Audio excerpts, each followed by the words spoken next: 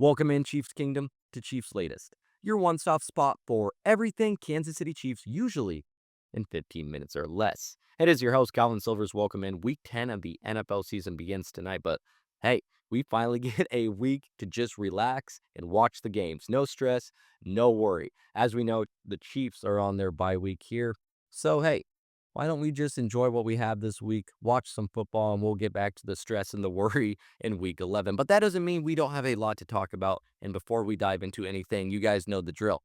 I need you to hit that subscribe button and make sure you turn on those notifications for two reasons. The first being we have daily, that's right, daily videos here at Chiefs Latest Monday through Friday. And the second reason, we're trying to get to 1,000, that's right, 1,000 subscribers. I still can't believe we're almost there. You guys have been crazy with the love and support. I really appreciate it. So go ahead, send this channel to another Chiefs fan, to another family member.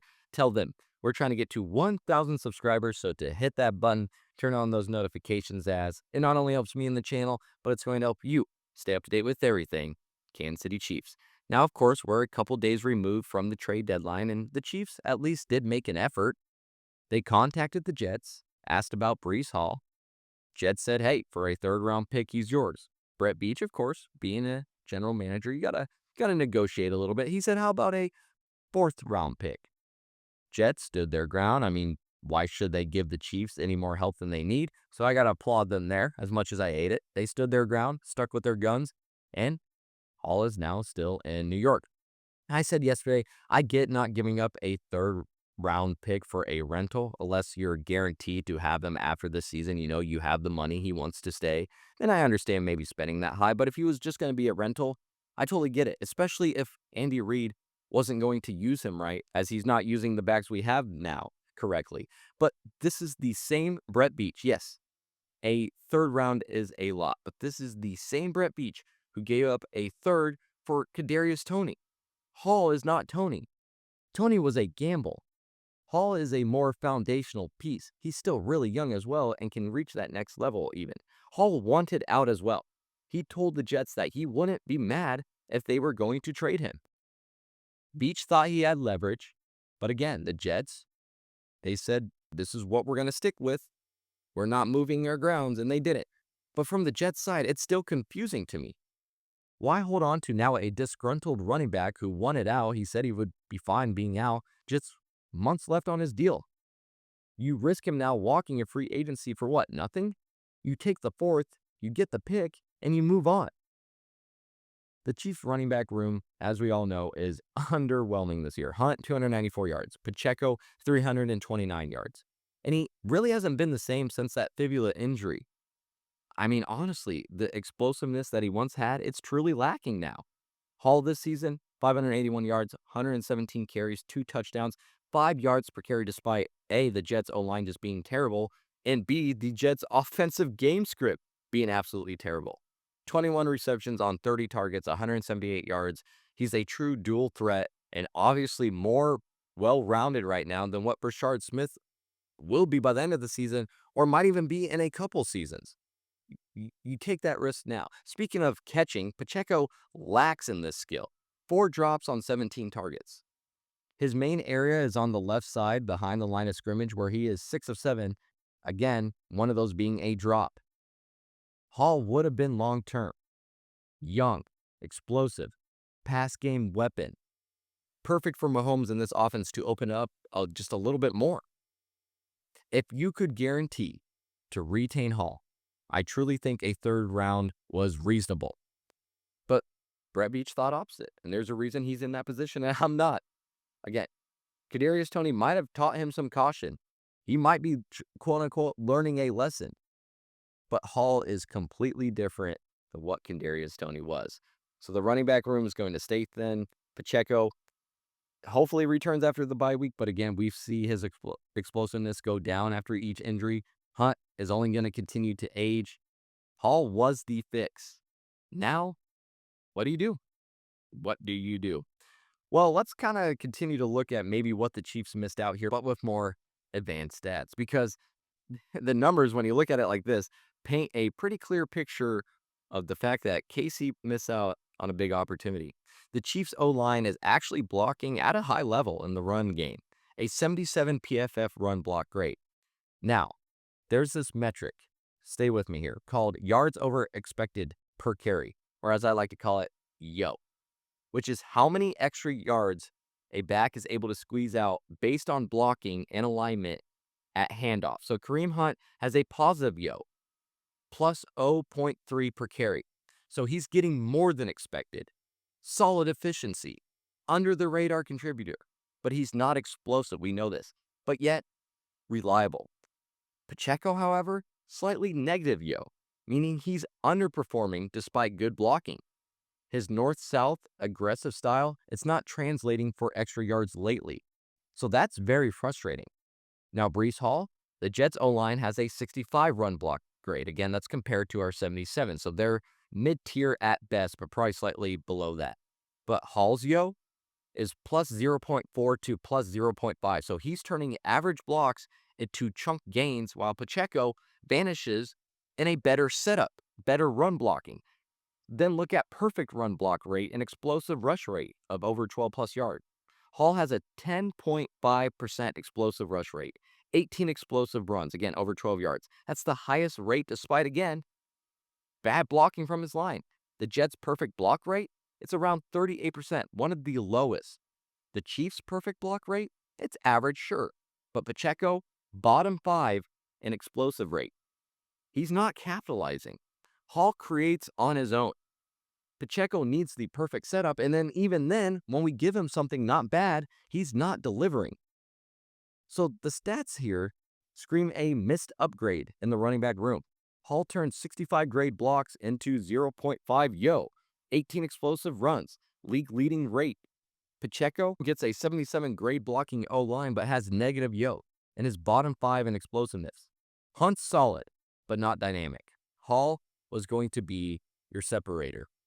All right, let's move away from, of course, Breece Hall and the running backs. And we got something to talk about here because, yes, the trade deadline is behind us. But that doesn't mean that roster moves are over. Teams are still rating the practice squads, and the Chiefs just got hit by this. The Steelers poached Broderick Martin off KC's practice squad. Pittsburgh stood pat at the deadline as well, but now they upgraded their D-line for free, while the Chiefs lost depth at a position already running thin. Martin was a 2023 third-rounder by the Lions, so it's not the end of the world that he got poached. He hasn't taken a snap for us this season. He was elevated once in Week 4, but then he was inactive. In fact, look at Jerry Tillery, who's been underwhelming, but yet the Chiefs haven't turned to Martin and even given him a shot then. So I don't know if he was ever really going to give a shot. Instead, the Chiefs brought back Mike Pennell before Week 9.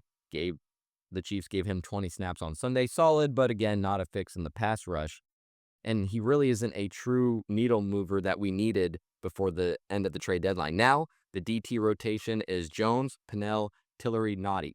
Martin was insurance, sure, but now Zach Pickens is really the only option left on the practice squad. So there's a safe bet that the new open spot was likely going to bring in another defensive tackle. The Chiefs also cut receiver Jimmy Holiday to add defensive lineman Malik Hearing. The move says a lot. Finally, we have some wide receiver depth. We don't have to go to the practice squad or worry about who we have there anymore. We can finally get some just clarity with what we have and finally getting people healthy. Holiday was an undrafted free agent from Louisiana Tech. No path to an active roster because Jason Brownlee is still on the practice squad.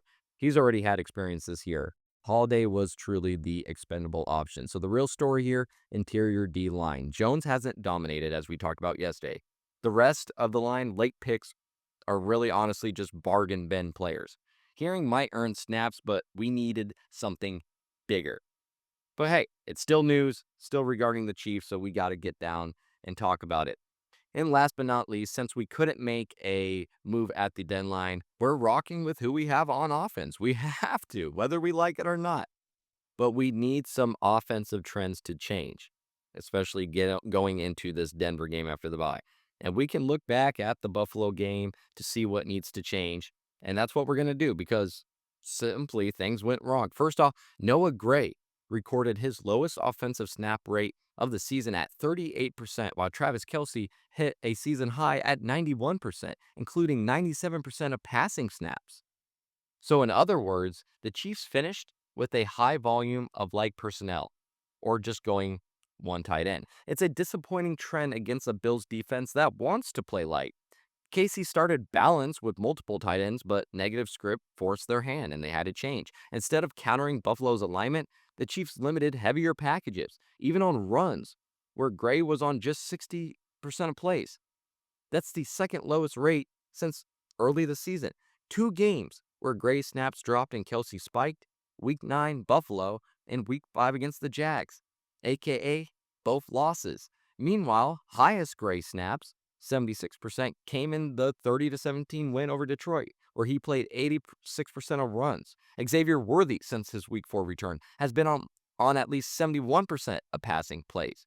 Ramping up, of course, with his injury getting better and Rice back, but he hasn't topped 53 scrimmage yards since 121 versus the Ravens. Against Buffalo, 30 yards on 4 touches, despite having number 1 wide receiver snap share. So you want to see a little more productivity from him. But there are good trends here. I'm not trying to be negative. Chiefs with Mahomes in 1 to 8 point games with 80 total being, he's 55-25. That's 68.8 win percentage. He's never lost 5 straight in games by that many points. Offensive success rate, touchdown plus first down, 80%. That's tied for the second in the league, behind the Colts at 81%, and we're tied with the Bills. Series results, touchdowns, and 11% of the time. First down, 69% of the time. Field goal, 8% of the time. And we only punt 4% of the time. So the personnel mismatch killed us. Going too light versus Buffalo. Gray was underused. Worthy's not quite producing like we need. But hey, 80% success rate. This offense does work. We just need to find the balance.